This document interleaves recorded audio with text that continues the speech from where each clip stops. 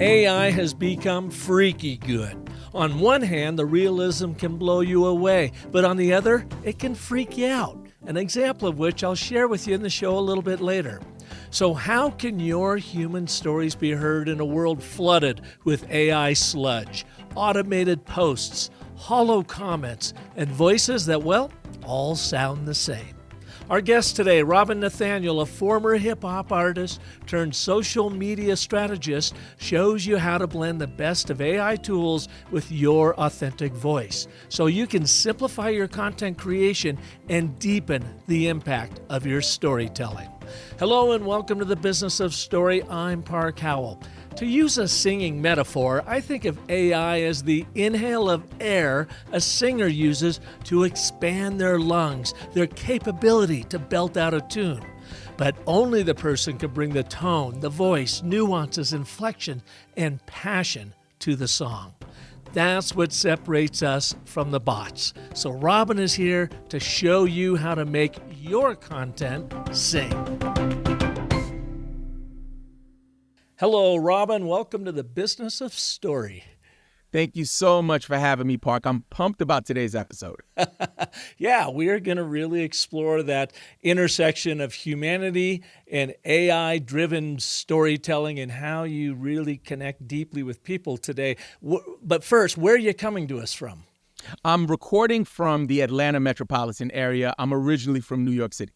Oh, gotcha. And have you been down in Atlanta for a while? I think we're going on 4 or 5 years. Yeah, we moved down. We are people who escaped New York City during the pandemic. So that was kind of a wake-up call for us as a family. We looked around at each other, looked at our kids, and me and my wife said, this is the time. And we just, packed up our stuff, sold a bunch of it, and moved down to good old Atlanta. You know, our son escaped from Hollywood because of COVID, and he and his now wife moved out to Austin, Texas a few years ago, and they're starting their family there. And he says it was the best move they ever made. He was in Hollywood for about 10 years, 12 years, and that was good. But now he's doing this, and our other son was in Las Vegas during COVID, and he's escaped down to Jacumba Hot Springs. His name is Caden, and he actually produces this show. So he will get our files and make it sound beautiful, and we'll have it ready to go. So yeah, Very I know cool. what it means to. My wife and I escaped from Phoenix during COVID. We built a home up in northern Arizona, and we moved up near Flagstaff, and we've been up here 4 years and just love it. So I get the COVID transport concept. Yep. So many stories like that. For me, even in the book, I know we'll talk about it a little later on, I kind of illustrate our story of departure. My wife came home one day in February and she was like, Robin, go to CVS, which is our local pharmacy, and grab all the toilet paper you can. And I'm like, are you crazy? Like, what? What do you mean? She's like, trust me, just do it. A couple weeks later, complete shutdown, shelves cleared. So yeah, we'll talk more about it, but I'm glad that you can relate to that. Oh, absolutely. And we, again, looking at artificial intelligence and humanity and that sort of thing. What caught me about your bio, too, was your background as a musician. And you say that you bring a lot of that musicianship to your thinking and coaching and how you approach and help people be very human online. So that they can connect on a much deeper level with that other human on the opposite end of that digital stream. Tell us a little bit about your background. Yeah, so for me, I started out my career as a musician. In the early 2000s, I packed a duffel bag full of CDs, and I jumped on a plane to London from New York City to go pursue my dream of starting up a hip-hop movement.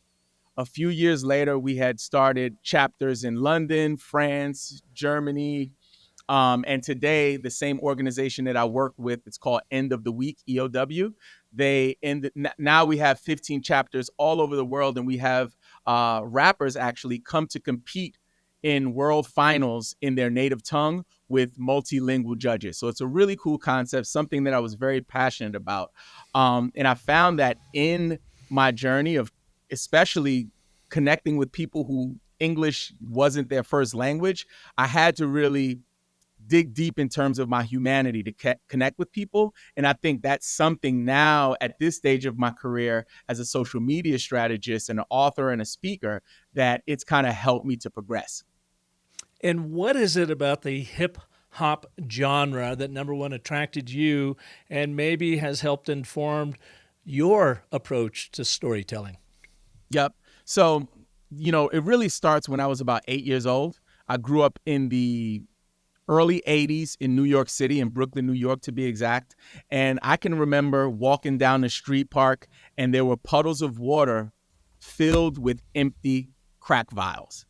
And I could see them floating, different colors. And that was my upbringing as a child. I grew up with immigrant parents, so I didn't understand that maybe we weren't well off. I was just kind of living my life as a kid.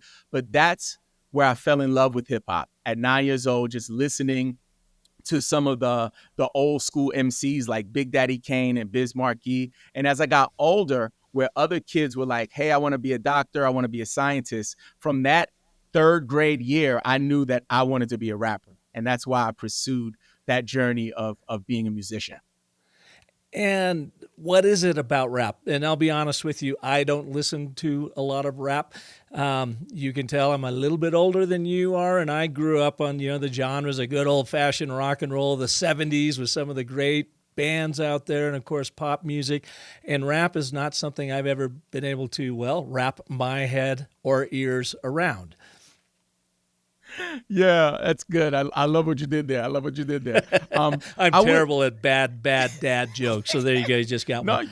You're rolling, Park. I would say this. For me, I can't speak for everyone, but I think generally for me, what pulled me towards it was the opportunity for me to kind of create poetry in a way that could make people move. That was the thing I kind of carried with me. It wasn't so much about, hey, I want to get on stage and rap, as much as I wanted to get in front of an audience and share my message. And I think that's what kind of led to me having this transition into landing my TEDx talk and speaking to talk about social media and different topics. But the love for emceeing and the art of rapping was because it gave me a voice to kind of illustrate those pictures that I was trying to share with folks. And how do you use that influence today in your work? I think writing is a big part of it. As a songwriter for many years, I think that skill set got refined as I moved through in my marketing career, getting certified as a copywriter and then kind of injecting my creative writing side and my musical side into one space. So I think it helps me to create unique narratives when I'm crafting copy for clients or for my day job, or even when I'm doing it for my own content. And what do you do today for people specifically? So really, my whole mission is to make social media easy for nonprofit organizations, speakers, and small businesses, really trying to give them the frameworks needed to kind of understand this messy world of social media, because so many folks are overwhelmed by it, intimidated by it, or they ignore it totally.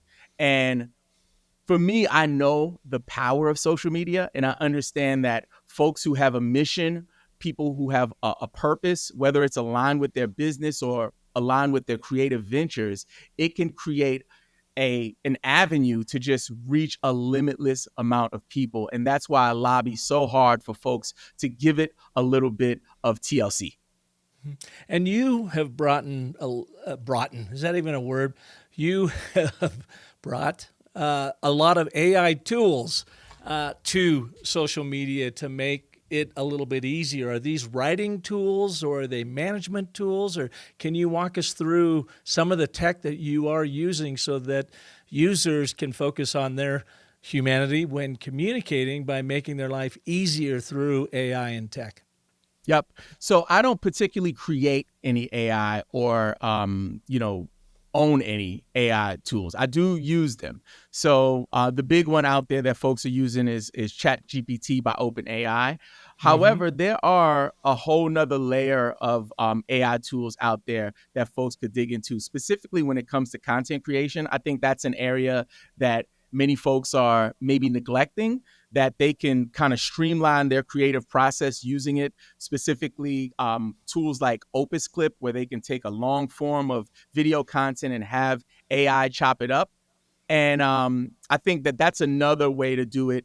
And also, if you guys are creating ads, if anyone is working with Meta Business Suite and creating ads in their ads manager, that inside of Meta, there are tons of tools that I'm using on a day-to-day basis. One thing that that Facebook rolled out for the AI initiative is their enhancements on their ads. They'll literally like rewrite or create new versions of your copy on your ads. They'll also adjust your creative, whether that's lightening, darkening, just to kind of optimize it for the viewers. So there are a lot of tools out there that I leverage, but at the moment, I don't have an AI company or like sell any AI products. Yeah, you're using the general AI tools that are available to everybody out there. Do you have any concerns about hallucinations, or it just comes back with sort of generalized content that doesn't really differentiate your brand or your voice? I think that's a great question, Park. And I think that's something that we're seeing a lot. There's a lot of sludge, online right now being created by AI. And I think that one way to kind of address those concerns is really adding that layer of human touch to the content that's created.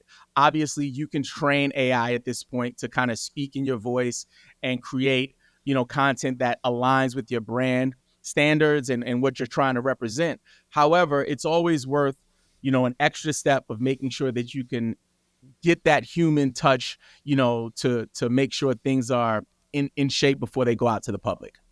Can you give us an example, Robin, of where you've used OpenAI to create something and it got you maybe 80% of the way there, and then you brought your rapper humanity to it and really built a powerful communication, be it a blog post, a LinkedIn ad, or whatever?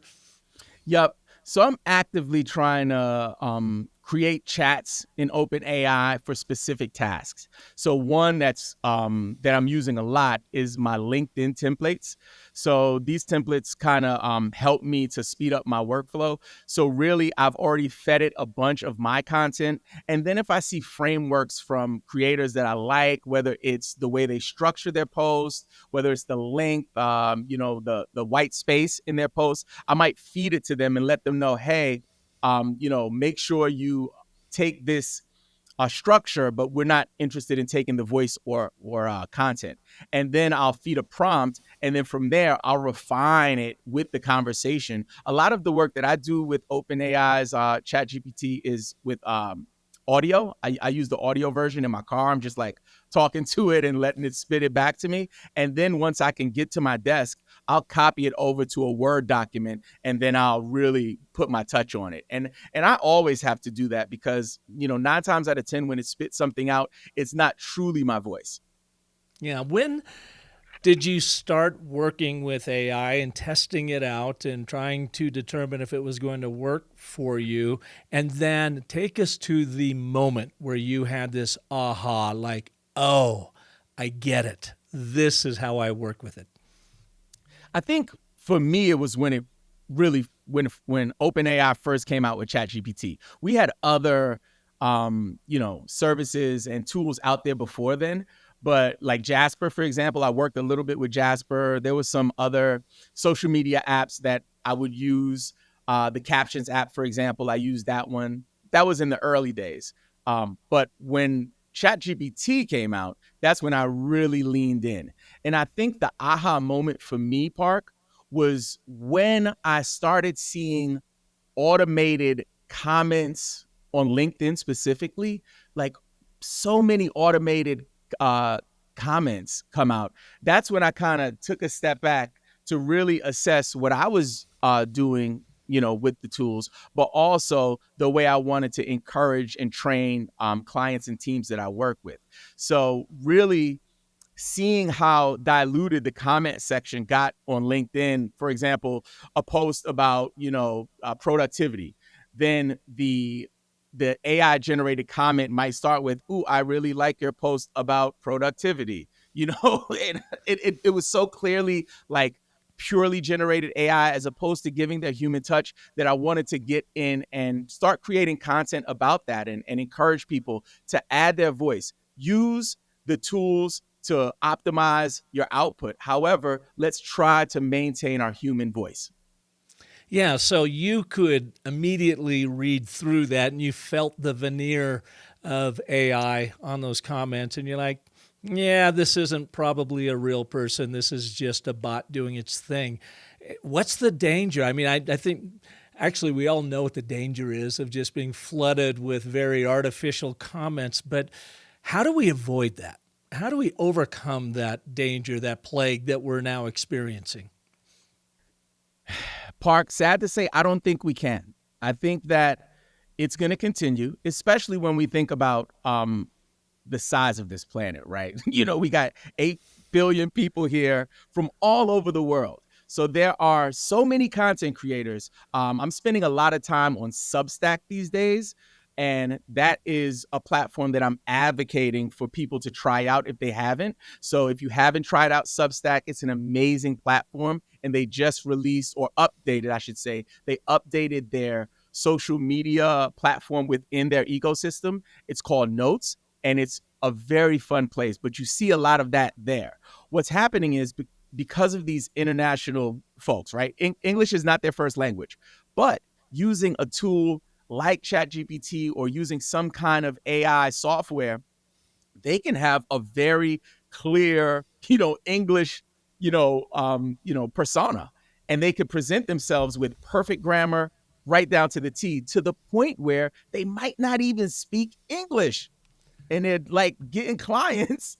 And they've kind of rigged the system in a way where anyone can kind of make money, which again, I would never knock someone for their hustle, right? So I want people to do well. I want people to make money. But I also want to make sure that we maintain transparency when we're doing business, and also we have integrity. And that's kind of where I am. And I'm fully aware that not everyone is like that. And that's okay. But for the people that I try to touch, the people that I try to impact, I want to make sure that I'm leading with value, but most importantly, authentic human value. Yeah. I've got something, Robin, I want you to look at after this show. And I'm going to ask my listeners if they want to look at it too, because when I watched it yesterday morning, it was very compelling, but then I thought, I think this is AI. And what it is, it's on YouTube. I'll put the link in the show notes. And it's called A Song of Survival, a Duet of Hope. And this guy and gal, they are Hiroshima survivors in their late 90s, and they play this most remarkable song that they wrote together on the day they were writing and performing this song on the day the bomb fell on Hiroshima. And this gentleman gets up and he talks about what they experienced and how he had lost his friend, the pianist, accompanist, for decades, and then they found they were both alive and they became partners. I think they got married, and he tells this unbelievable story without a hiccup in his portrayal of what went down. And then they play this amazing song, and I couldn't help but think that this is made up. Something about it just doesn't sit right to me. And I started looking at the 4,000 plus comments to it, and a number of them were, I think this is just AI. And I wish you could watch it right now, but I'll put a link in the show notes for you to check out, because I'm curious from your musicianship background too, if you indeed think it is real or you think it is AI. Yeah, I'd love to take a look at that and give my take. And I think that when it comes to creative output, these tools can help to give people the ability to create things that they couldn't have created 3 years ago. There was a post that I saw recently about AI witch hunts, where there's a core group of writers, right? On TikTok specifically, who are witch hunters looking for people who are writing with AI. So for me, I kind of believe I really believe that folks can use tools however they want to. However, I don't believe in people tricking folks. I don't believe in folks being deceitful with how they maneuver. So creating a fake story, to kind of share with people so you can get clicks, for me, that's an issue. Let me try something I've never done here on Riverside. Are you seeing my screen right now and I'm sharing it with you? I am. Let me just play it. I want to see what happens with Riverside here and see if everyone can hear this. But I'm going to first just pull up the conversation, the gentleman telling his story, and then I'll fast forward to the actual song. My wife loved it. She brought it, said, you've got to stop everything you're doing and you've got to watch and listen to it. And I did. An amazing, compelling story and a beautiful song. But I think she was maybe a bit crestfallen when I said, I think it's not real. I think it's AI. So here you go. My name is Kenji. I'm 97 years old. And this is Sayuri. She's the lost soul left who remembers the boy I used to be. Tonight, what you're hearing isn't just music. It's memory. It's the echo of a life interrupted. I was only 18 when the sky disappeared. It was August 6th. 1945. We were in Hiroshima, just two students. Let me pause it for a second. So, in looking at that gentleman, this is on like America's Got Talent, right? So they're cutting to the judges and they're cutting to the audience members and they're all starting to cry and all this, and there's just something about it that doesn't feel authentic to me. And he goes on for about 7 minutes or something on this. So let's go to the song, and here they are playing it.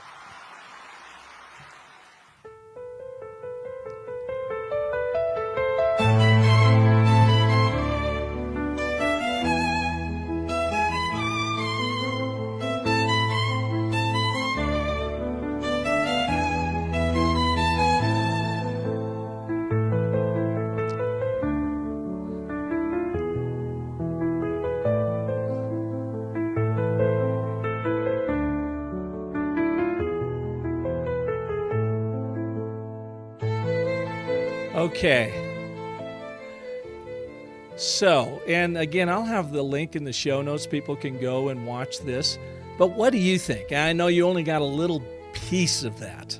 Yep. So I've seen these clips where they take footage from a performance show like The Voice or America's Got Talent, and then they add some AI to it. So I pretty, like, I'm 99.9% certain that is AI generated, especially the image of the people there on stage. So they likely just edited the true footage from America's Got Talent into it. I would say though, and this is a good point, that the actual story was well written. The words that he was saying was well written. So there's talent there, right? So there's someone's gift, whether it was edited by a human or an AI model was trained enough to write something that good. There's talent there. I think the issue is when we try to convince people that it's actually real. So if it said true story, then maybe that might be an issue if they're like, this is the real person. But if they're just putting something out and it's creative, it's getting traction, and it's a good story, I don't see anything wrong with AI generated videos like that. But I believe 99.9% certain that is in fact AI. Yeah. And what was troubling for me is it moved Michelle so much. Mm-hmm. And she's like, she shared it with our family, and I'm glad she did because it's a beautiful song. Mm-hmm. She even suggested that, Parker, this could be, a song playing in the background when you have our little granddaughter. I mean, she was smitten by it, and she had me stop everything I'm doing and watch it. And then, like I said, I think she was crestfallen when I said, honey, I think it's AI. I'm not sure it's real. I think Claude could write that script. Mm-hmm. Yep. So here, humans have put together an AI project that really emotionally touched its viewers and listeners, and it's got like 4.1 million views on it.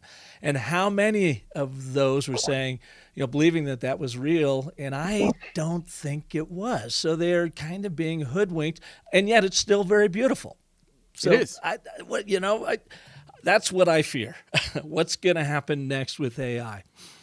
Yeah, if I kind of look at it almost just from an entertainment perspective, Park. So not so much AI versus human as people creating. So we have, let's say, Pixar Studios for Disney. They create some amazing animation, have done so for years. Well written, well produced. Now, the tools that they use to create the characters, for me, is not as important as the story and as the message. The issue comes up is when we try to trick and bamboozle people into believing what is fake is actually real. And that's the only issue I have with it. But I'm all for people creating AI content. I got one guy that I work with. He created a tool that does lip syncing of athletes. So he types scripts for athletes after their game, giving like the raw take of what he thinks they would say, which is hilarious. There might be deep fake issues if that particular athlete doesn't want to say those things.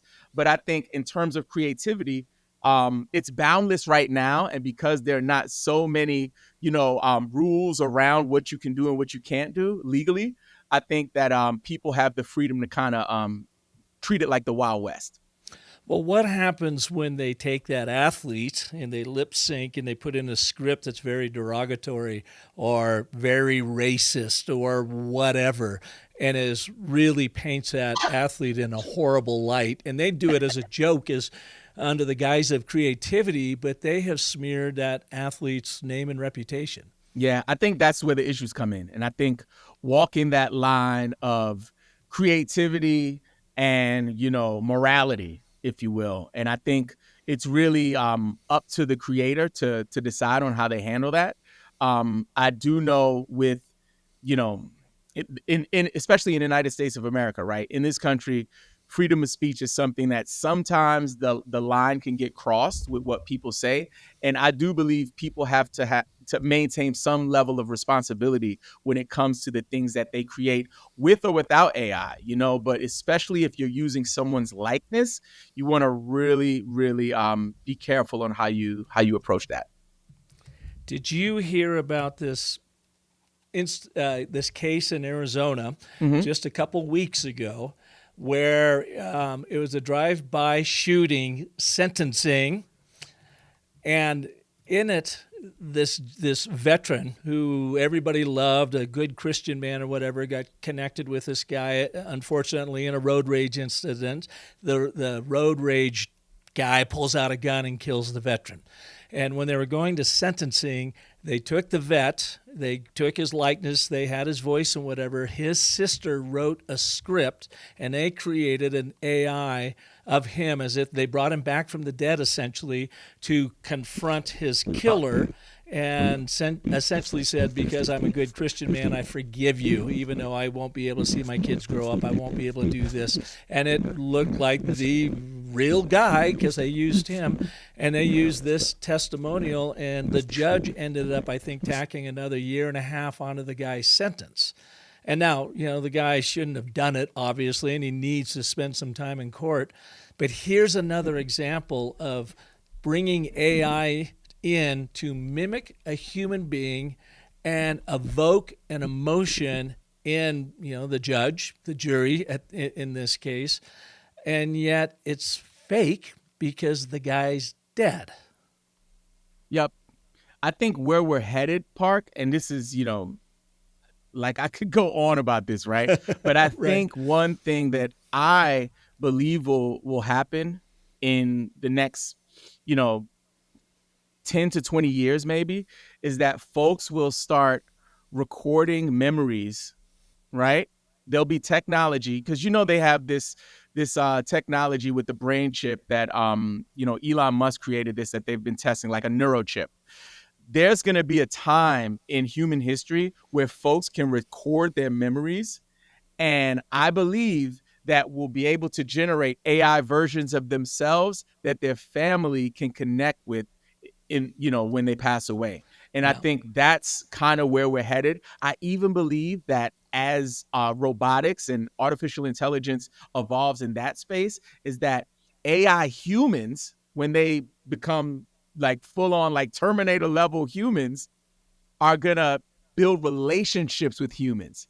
So I think that AI humans are going to marry humans one day. So for me, I could go down this rabbit hole for days because it's so fascinating to me. And also for the space that I work in with social media and marketing, just kind of seeing how it's influencing that side of the game is also all fun discussions for me. Yeah. Well, and coming back, you say 10 to 20 years, it might be 10 to 20 months before a lot of that stuff it's happening so quickly. So what, out of your book, tell us a little bit about your book and what is in it to help people really bring their human voice to this AI tech-driven world? Yep. So I gave a TEDx talk in 2024, and it was really about being intentional. I did an interview on a different podcast a while back, and the guy who was interviewing me, Park, he asked me some questions that I just wasn't ready for. It went so deep, not just into my talk, but just into my life. And then I knew I had to write this book. So really what I did was I took the framework from my talk and made it work for my field, which is social media. It's called, social media sync. And the sync stands for S is for simple, Y is for yield to your intentions, N is for natural, and C is for change it up.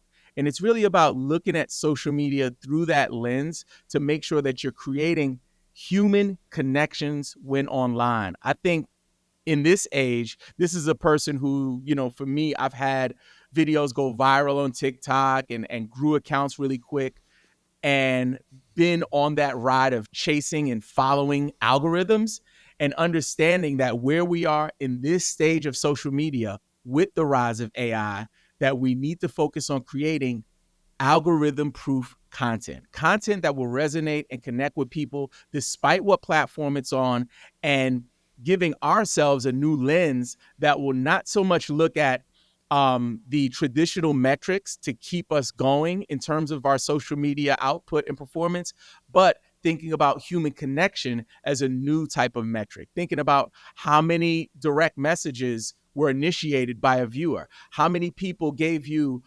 unsolicited testimonials inside of social media. So looking at it just from a different performance lens, but also looking at it through a human lens.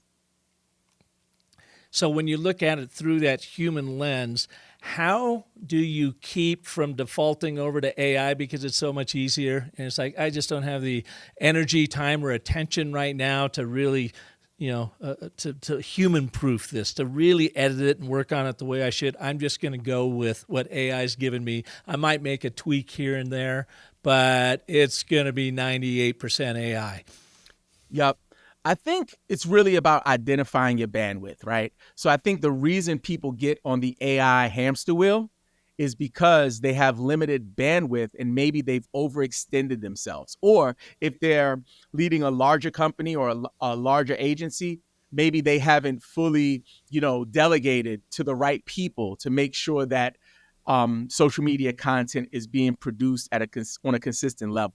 So that's the first step, is just identifying your bandwidth, right? To say, hey, how much space do we have for this? And then how much can we do? Because I believe doing less with a really, really distinct human touch is way more valuable than creating a whole bunch of sludge. And I think that's kind of where we are. You might get a lot of views. However, how many connections are you making? How many of those people turned into clients? And even if they did turn into clients, what is the quality of the client? Not all clients are created equal, right? So I think it's really important for folks to identify their bandwidth so they can say, hey, so I'm not on the AI hamster wheel. Let me make sure I know how much space I have for this, and then I can contribute that much to it.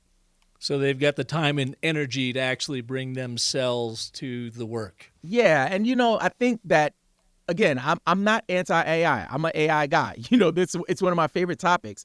But I think that humanity piece right now, and this is just my firm belief, the human touch is discounted right now because people can pump out content, right, really fast. So I don't need to be a thinker. I can just create something and let AI be my thinker.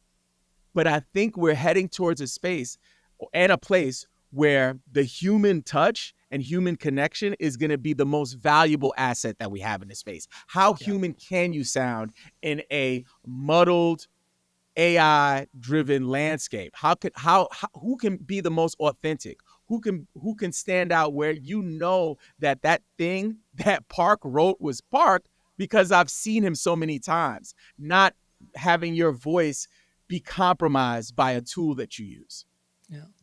And I kind of see the trending too, like, all right, so I've been in the advertising, branding, marketing world for 4 decades. And we started with the traditional work. There was no digital. I mean, Robin, our first technology was a fax machine.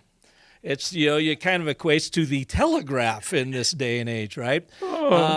And when digital marketing and social media came in, it was all things to all people. I got to get as gigantic an audience as possible. I've got to have as much engagement as possible. And I bought into that. I thought, yep, that's and that worked for a while. But I think now, with the trending of social media, there are so many channels, there are so many voices that you have to get hyper focused. And the vanity metric of engagement and number of followers is a misnomer. It doesn't do you any good if you're not connecting with them. You're probably connecting with 2 or 3% of that audience, and that's the audience you need to focus on and grow. So your vanity metrics of engagement and followers may drop dramatically, but those that are following are really caring about what you are talking about. So that's, to me, the way social media in general has played out, and I see it just as you're saying here too with AI.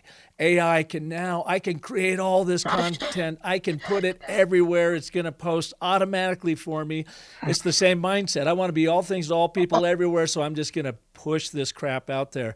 When the real key to differentiation is to find your voice, use AI to simplify things, but then bring your own unique voice to it. You are the only person in the world that has this particular perspective and talk about it in this way. AI can never, replace that. So bring that and get hyper-focused on that tight little group that really loves you, and you're going to expand that tight little group by bringing your own human voice after AI has helped you with that bandwidth and made life that much easier for you. But now you got to bring your voice to it. I love that. And I think that many people, Park, are falling into the trap of that hamster wheel that you're talking about, of being able to publish everywhere, of being everything to everyone, but really reaching no one, right? And I think that what you're saying, it has a lot of value because, if you take a step back, and that's the first pillar of my framework, is simple, right? It's just to kind of simplify things, identify that core message, really speak to one audience member, right? And just dig deep into that, especially if you're just starting. The trick is, or how people get tricked into it is, they're scrolling their phones, right? So people are averaging 96 times a day they go to look at their phone, right? According to studies, and we talk about it in the book. So people are on their phone, and because of that, they're being influenced as consumers of content. So I'm taking this content in, and everybody's telling me to pump out a bunch of content fast and use the tools to get there. However, I think on the other side of that, us taking a step away from that, and instead of just consuming content to get influence, actually creating content to influence, think about what your message is. What do you want to leave people with before you leave this planet? And I'll share it like this, and I talk about it in the book, looking at it like a seed as opposed to looking at it like a lightning bolt. A lightning bolt goes viral, a viral hook, viral headline. How did you get them in 3 seconds? All of the things that we hear. However, no one's talking about the slow grow of a seed, how a YouTube video that you posted in 2010 might not take off until 2015, and having the faith to know that your message is impactful enough to resonate with people for decades, not for days. I love that.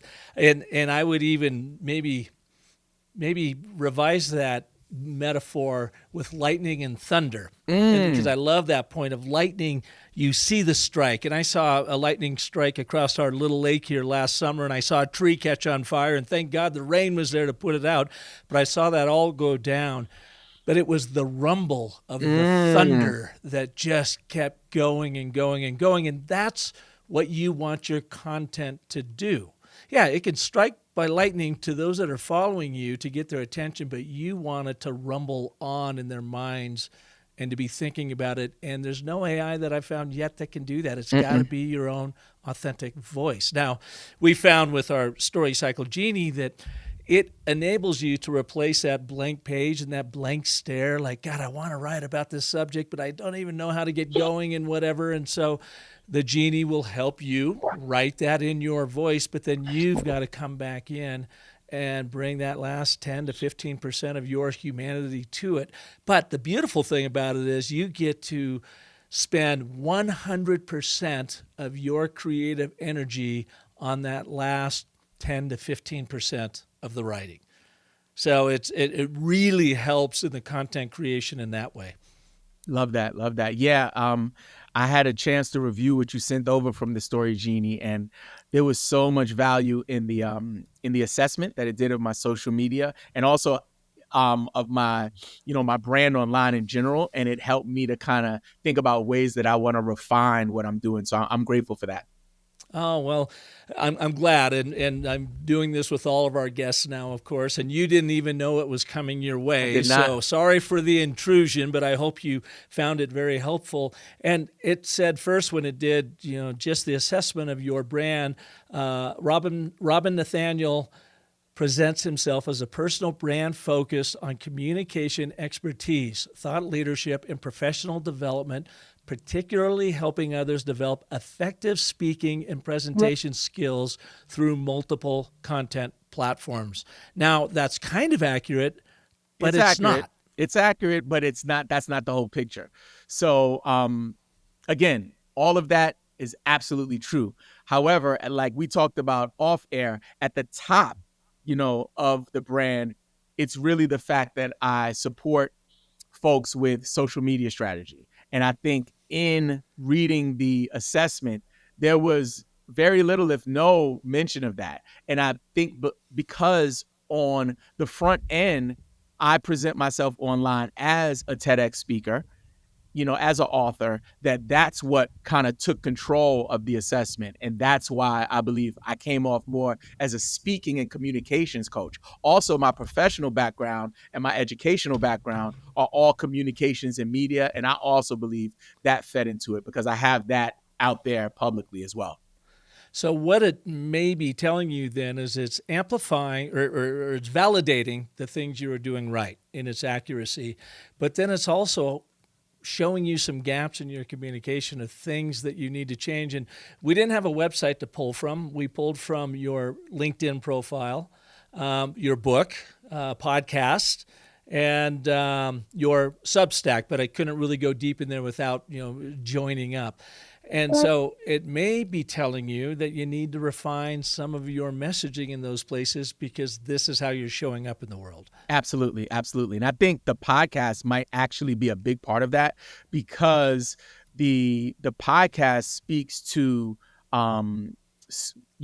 keynote speakers a lot. Like a lot of the content is for keynote speakers. And I think that is one of the reasons why it presented me in that light as a speaking coach. Yeah. So you've got some work ahead of you, it sounds like, to kind of refine your story a little bit. I appreciate it, Park. That really was eye-opening. And again, I'm grateful for it. Oh, well, I'm so happy that you found it that way. Some people I've sent it out to, they're like, what are you doing, dude? How come you're digging around in my brand? But the beautiful thing about the Story Cycle Genie is you can even put it through a grader. You can put as in grading how effective your brand story is by just simply giving it your URL for your website, and it will pull up 14 points and give you a grade from A+ to F-. Mm-hmm. And then you can take that and say, okay, here are places I need to go and fix my story or amplify portions of it or whatever. And you can even use that grader to test your story against your top 3 competitors and see how they are better, how they are worse, and where the white space is where you can go in and with your story really carve out your differentiation from them. Well, you know what, Park? I want to add one more thing on that. One idea that came to mind when reviewing it, besides like, hey, there's no social media strategy here, was the fact that, hey, should I be offering services for this? So that's another part. Like, should I like have an offer, in my ecosystem for speaking, for coaching folks with public speaking and brand strategy? Because right now that's not one of my offerings. So that's another thing that got my wheels turning, not so much as it was wrong, as much as, is there an opportunity here? Yeah. Yeah. Well, that's the third leg of this. So leg number one, it validates what you're doing well. Leg number two, it highlights the gaps and the missed opportunities that you can close and fix.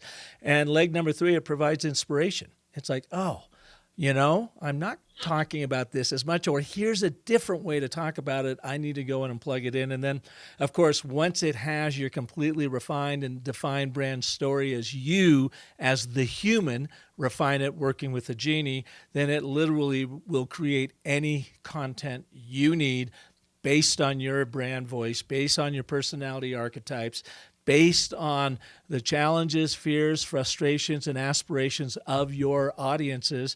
And my goal, Robin, was that we would get to the point it would give you 80%, get you 80% of the way there, then you would bring your humanity to the last 20%.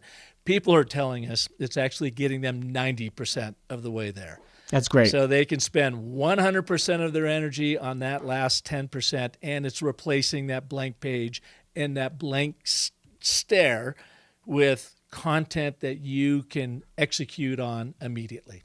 I love that. Yeah, I found it very helpful. And thanks again, Park. Well, I appreciate that. Robin, you've got a giveaway. I do. For our audience. Yep. What is that? It's called the Social Media Sync Bundle. My book is out now, but I want to make sure folks can check it out and also connect with me if they have questions or need support. So if you visit landthetalk.com, it'll invite you to my my email list, but also it will give you a bundle that includes the first chapter and intro of my book, as well as 3 tools that you can use today, ready to use tools, including 2 ebooks and a checklist to help you with your social media journey. That is awesome. That's very generous of you. And they can find it at landthetalk.com. That is correct. Of course, I'll put that link in the show notes as well. So, Robin, thank you. This has been an absolute pleasure. I really appreciate you taking the time to be here and to share your wisdom and your rap background with our audience, man. Park, you're doing amazing work. I appreciate you sharing your platform with me, but most importantly, I appreciate the work that you're doing every day. So thank you. Thanks for listening to this edition of The Business of Story. I appreciate you being here, and I'm always curious, what kind of weirdness are you seeing out there in the AI world? Now, I promise you a weird-free zone with the Story Cycle Genie. Yes, we are tapping into AI, but we are using it in an agentic method, meaning we are taking my IP, which is the Story Cycle system that has grown brands by more than 600% over the past 20 years, and we are using AI to simplify the process and make it even more dynamic, more powerful. It used to take 3 months through the Story Cycle system to really dial in a brand story, but now you can literally do it in minutes. So if you haven't yet signed up for the soft launch of the Story Cycle Genie, do that now at businessofstory.com/storycycle-genie. All you have to do is run your website through it. It's going to validate what you're doing well with your story. It's going to reveal gaps and missed opportunities in how you're telling your story so you can fix those. And it's going to provide you inspiration, like you heard with Robin, on new ways, fresh ways to tell your story, to truly differentiate you in the market and to bring your own human, authentic voice to be able to connect with prospects and convert them into lifelong customers. And look, typically it would cost brands up to $50,000 to go through the Story Cycle system with us. And now you can go through it for pennies on the dollar. So check it out. businessofstory.com/storycycle-genie. And if you want to be a part of our soft launch, which is only available to those who register, then check it out over at businessofstory/storycycle-genie. There's no credit card to sign up. There's nothing you've got to do but to be on the launch list so we can let you know when it's going to hit the streets. And I'm telling you, we are just weeks away from making this happen. We've taken over 80 companies through the Story Cycle Genie. We've got a tremendous beta group of 20 testers that are working on it right now, and I can't wait for you to be a part of it. So check it out, businessofstory.com/storycycle-genie. Join me next Monday when I'm going to have another amazing story artist right here for you. And until then, remember that the most potent story you'll ever tell is the story between your ears. It's the story you tell yourself, and there is no AI in the world that can replace that. So have a great day. Thanks so much for listening. Feel free to share this episode with anyone you know who would like to become a more confident, more compelling, more influential storyteller. That's what we do right here at the Business of Story. I'm Park Howell, and I'm so delighted that you joined us today. Thank you.